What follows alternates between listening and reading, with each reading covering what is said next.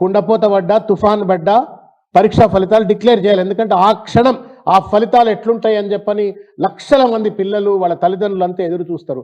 కానీ రేవంత్ రెడ్డి పెళ్లికి అటెండ్ అవుతున్నాను, రేవంత్ రెడ్డి ఇంట్లో తయారవుతున్నాను అని చెప్పని ఇంటర్మీడియట్ ఫలితాలు ఎట్లే పోస్ట్పోన్ చేసిండ్రు. మళ్ళీ ఇవాళ 10th ఫలితాలు కూడా రీషెడ్యూల్ చేసిండ్రు. ఏది ఏమైనప్పుడు కూడా ఫలితాలు డిక్లేర్ చేసిండ్రు. మీరు కనుక మొత్తం ప్రసంగం చూడండి దయచేసి. నేనేదో అక్కస్తో మాట్లాడతలా. నేను ఆ మీటింగ్లో కేసీఆర్ గారి గురించి అడ్డందిడ్డంగా మాట్లాడిండు అంటే ఏం మాట్లాడింటాడో ఇందామని చెప్పని ఇప్పుడు నేను ఆలేరుకెళ్ళి వచ్చుకుంటే మొత్తం మీటింగ్ అంతా 1-2 సార్లు విన్నా. ఎక్కడన్నా పిల్లలను ఉద్బోధించే విధంగా మోటివేట్ చేసే విధంగా మాట్లాడుంటాడా చూద్దాము.